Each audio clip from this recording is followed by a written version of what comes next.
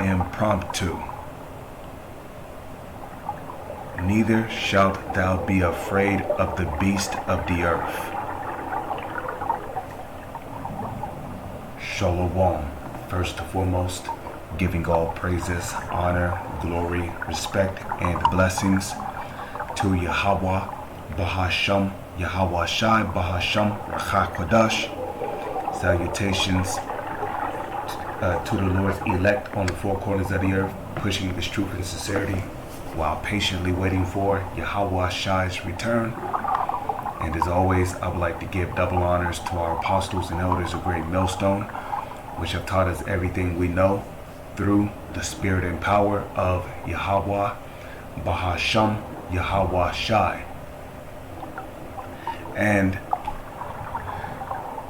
what sparked this impromptu was a video I saw, and when I seen this video, it reminded me of how, the Lord's elect is going to be shielded from these animals, because the Lord is going to put the spirit on these ferocious animals, which are going to be roaming the streets in these last days, to be at peace with them. And the reason why I say animals roaming the streets is because, contrary to belief, a lot of people don't believe that there's going to be lions and tigers and bears and leopards and jaguars and tigers and all of these vicious animals roaming the streets, ripping people to pieces, eating them alive, So, it's very important to know that if you're serving Yahweh, Bahasham, Yahweh Shah to your ability, and you're hoping to be of the elect and you're of the elect, know that the Lord is going to put the spirit on these ferocious animals to be at peace with you. So I'm going to show this video, and I'm going to continue from there. Hopefully the video don't lag. If the video lags, I might just have to download it. This man saved a crocodile from dying. Years later, the unexpected happened. Some of the most dangerous animals on Earth are found in the water. Most have powerful jaws and attack lightning fast, which is why fishermen normally stay far out of their way. Was like most fishermen. He led a quiet life. But all that changed one day after a close encounter with a vicious animal at sea. Ambo was from Kalimantan and had spent half of his life in the water. He had an old wooden fishing boat that he took. Now, if you look at this man here, he looked like he could be from the tribe of Zebulon. Okay, he looked like a Guatemalan or even a Panamanian. Okay, so which we know Guatemalans and Panamanians, they are Israelites from the tribe of Zebulon. Took out to sea early each morning, catching fish to take to the market by the docks. Ambo had been working to support his newborn son, Booty. Every boatload of fish helped Ambo to pay for Booty to go to elementary school. He didn't want Booty to have to become a fisherman like he did when he was young. Ambo worked alone. He had to prepare the bait and the fishing lines and get his boat out to sea each morning, which was no easy task. He lived next to the river and kept his small boat close by. So each day he had to navigate through a narrow river for 10 minutes until it flowed into a calm part of the sea.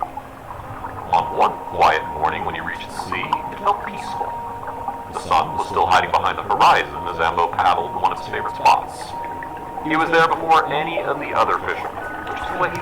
And also, let me say this. It's very spiritual when you see dangerous animals being at peace with Israelites. Because even going back to the Garden of Eden, the animals were at peace with us, okay?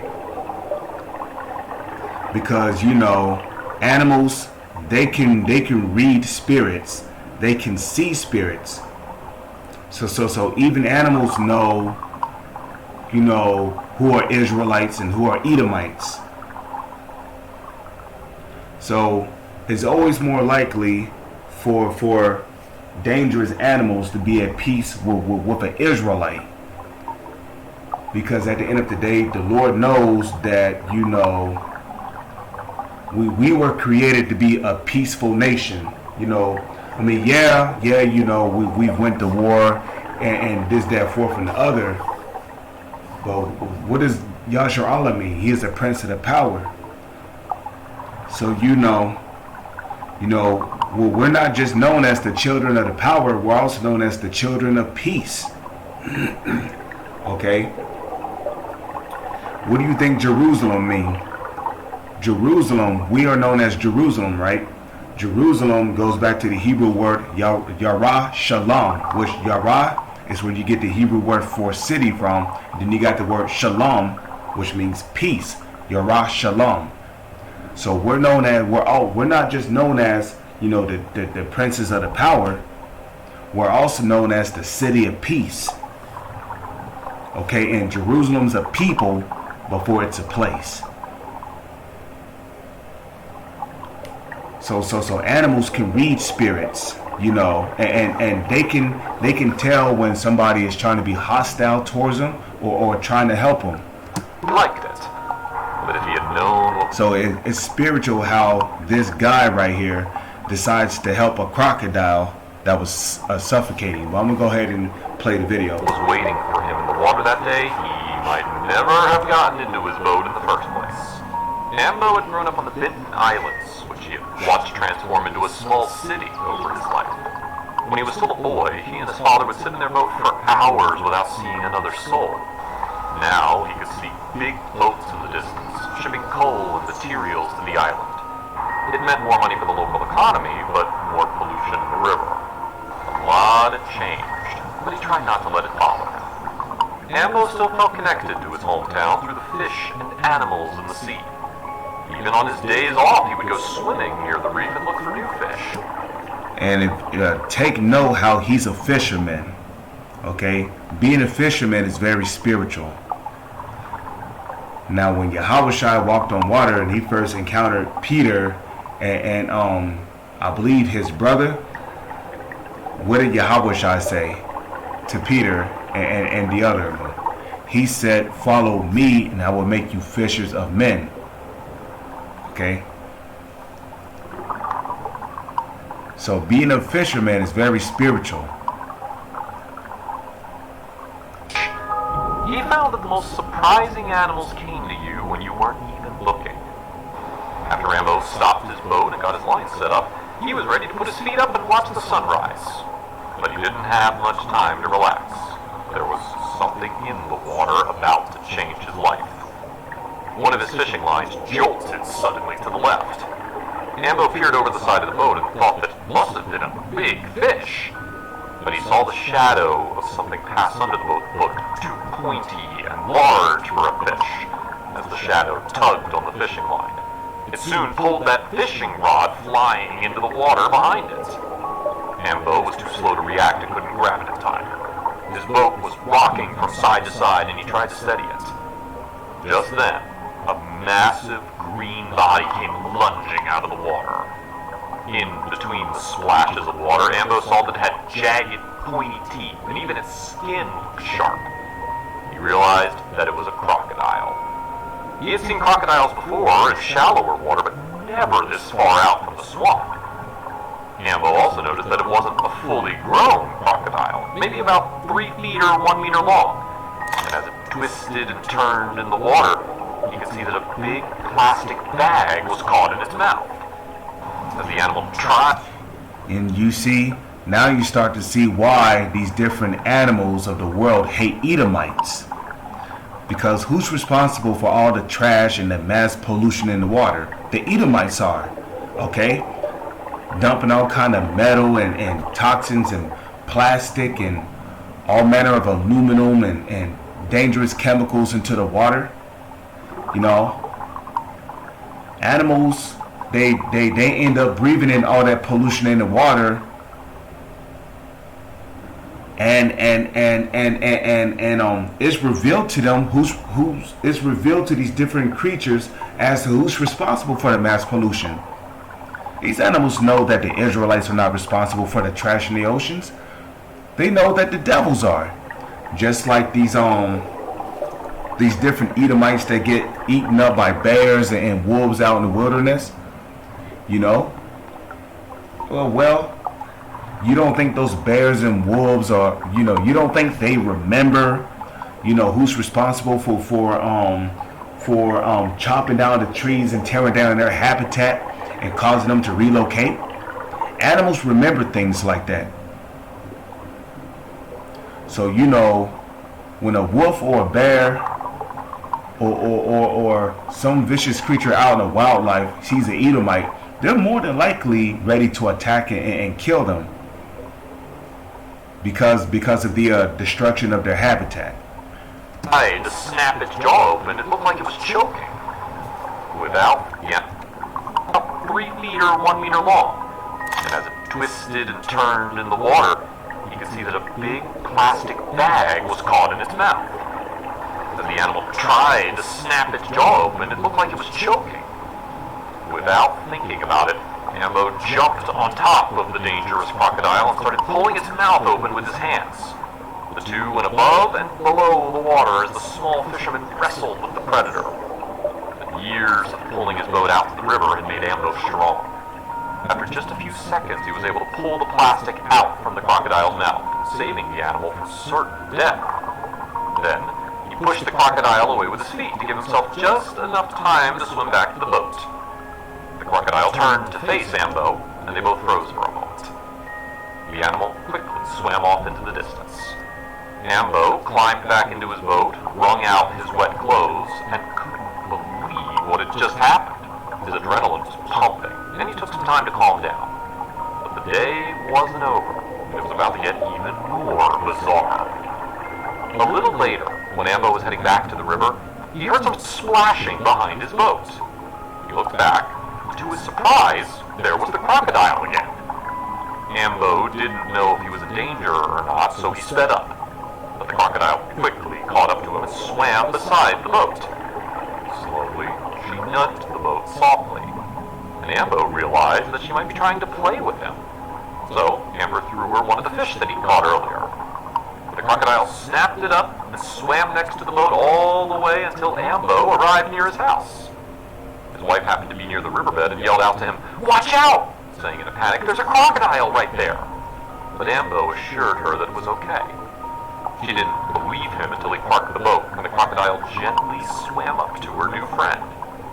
Ambo handed her another fish. This time they were almost touching. After a little more swimming around in the river, the crocodile left. It felt like a once-in-a-lifetime experience. But the story wasn't over quite yet after a few years of silence.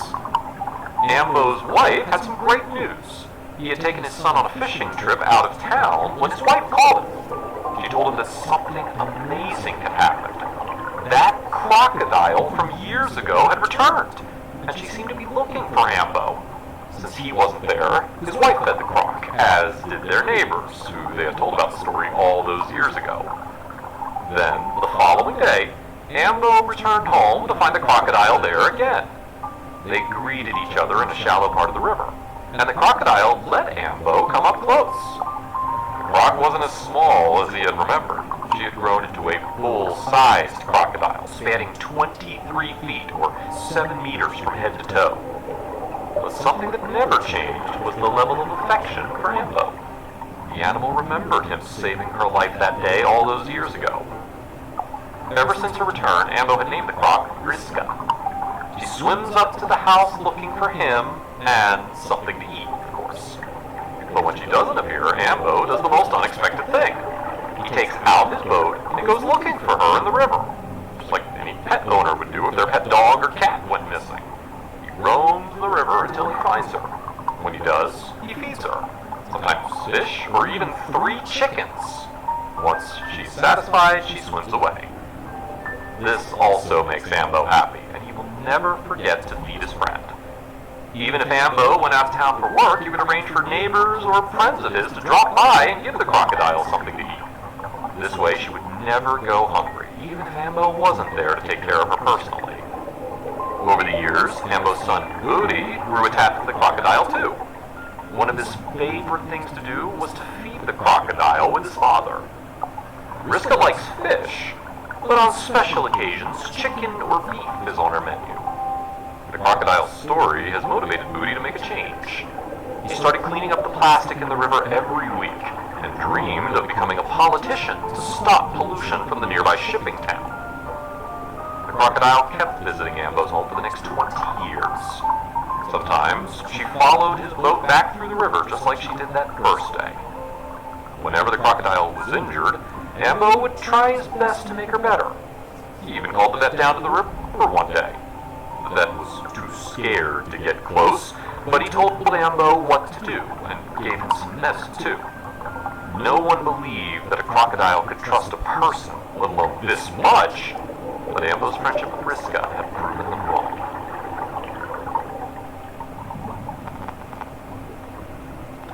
So,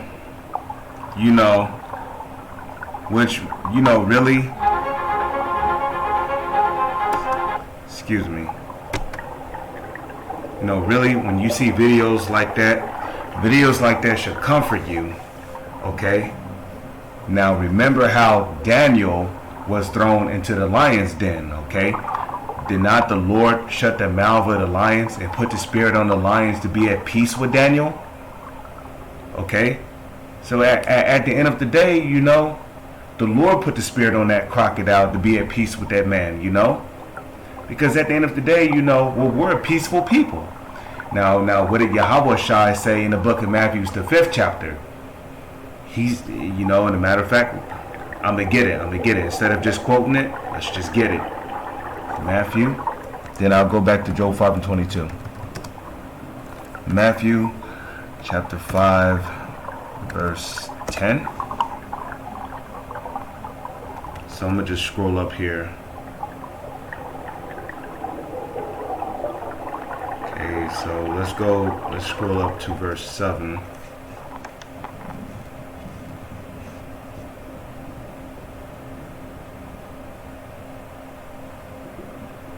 I guess it was. Okay, Matthew chapter 5, verse 9. Blessed are the peacemakers, for they shall be called the children of Yahweh. And it's not just the people that we do our best to be at peace with. We do our best to be at peace with the animals too, man. Because, if you treat the animals with respect, respect goes a long way. Just like how that guy saved that crocodile. Well, guess what? That crocodile was grateful to that guy. So the Lord put the spirit on that crocodile to have mercy on that man.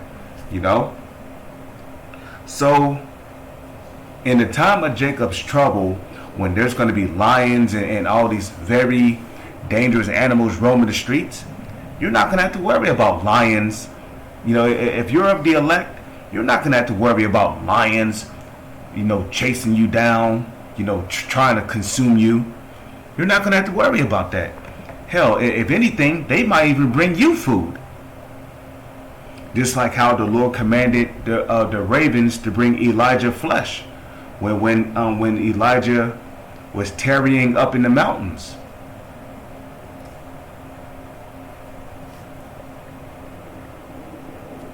You see? So, if you're of the elect, during the time of Jacob's trouble, you're not gonna have to worry about lions or tigers or bears or wolves or serpents or crocodiles or alligators. You're not gonna have to worry about that, because the Lord said what?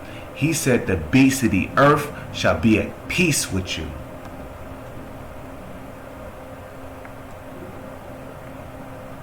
Okay, Job chapter 5 verse 22. At destruction and famine thou shalt laugh, neither shalt thou be afraid of the beasts of the earth. You see that? So, I don't know if that guy was of the elect or not. I don't know if that guy was of the elect or not. But as you can see, that guy did not seem like he knew about the truth, right? And yet the Lord put the spirit on that crocodile to have mercy on him.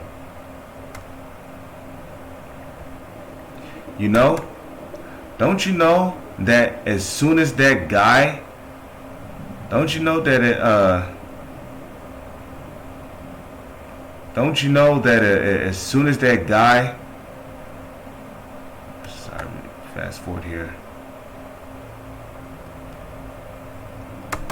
Don't you know that as soon as that guy had jumped on that alligator to save his life, don't you know that that alligator could have killed him? You know? But again, the Lord had mercy on that guy. The Lord had mercy on that guy, you know? Because he seen that he was trying to help one of his creations. You know?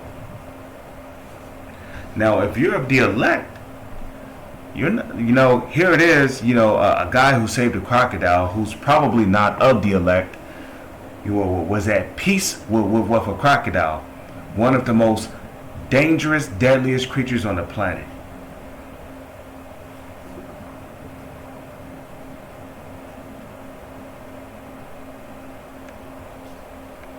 So how much more the Lord's elect?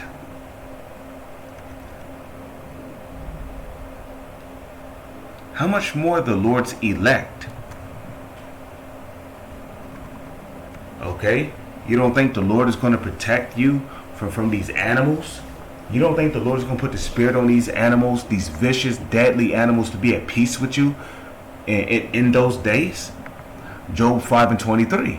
Okay, you know how like in these neighborhoods, right? Everybody's got a dog. Everybody wants to have a dog in their house. Well, guess what? In those days, even these dogs, they're going to become as wild dogs. Okay, they're going to become as wild dogs, and guess what? They're going to be hunting down people to eat, to kill and eat, because food is going to be scarce.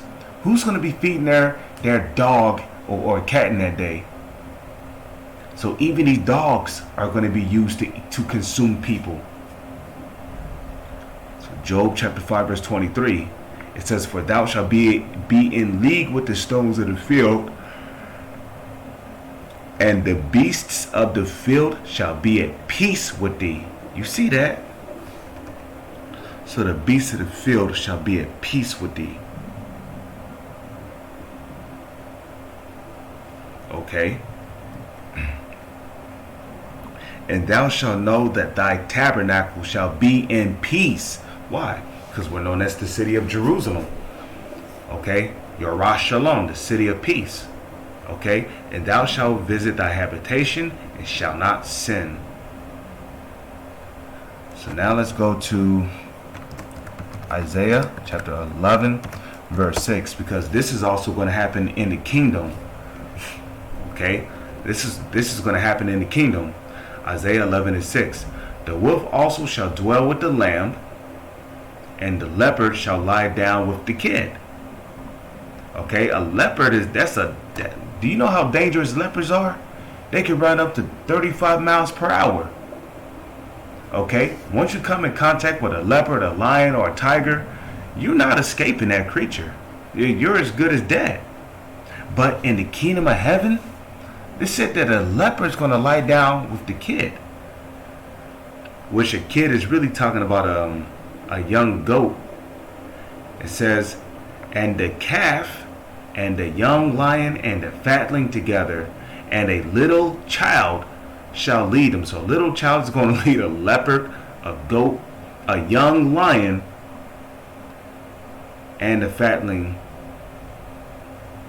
A little child, a little Israelite child is going to be doing this in the kingdom. So that's going to be the Lord putting the fear back on the animals to fear us again. Because we're going to have that glory once again. So the animals are going to go back to fearing us. You see? Isaiah 11:7. "And the cow and the bear shall feed, and their young ones shall lie down together, and the lion shall eat straw like the ox."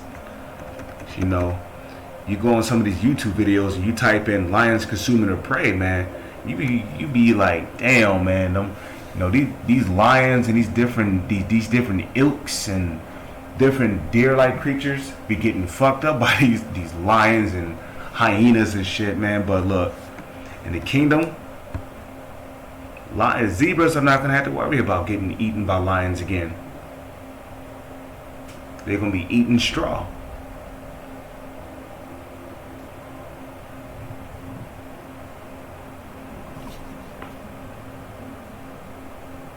Okay, it says in the suckling. It says in the sucking child. What is a sucking child? A child who might be like maybe 3 years old, whose body is still developing, who still has to be breastfed by his mother. It said that an Israelite child shall play on the hole of the asp, and the asp is one of the most poisonous snakes on the planet. You get bitten by an asp and you'll be dead within minutes.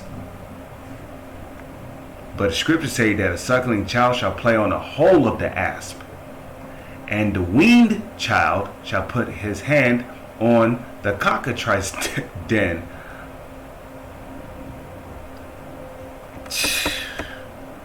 Okay, verse 9. They shall not hurt nor destroy in my holy mountain. Just like how that crocodile did not hurt or destroy. You see? Just like how that crocodile did not hurt or destroy that man.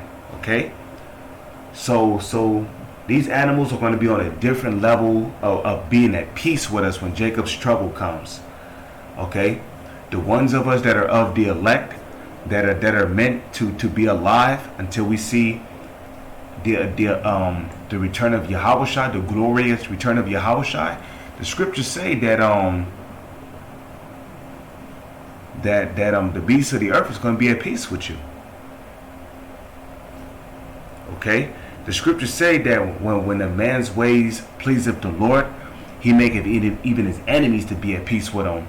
Because right now, as it stands, you know, we are likened unto enemies unto these different vicious creatures out there.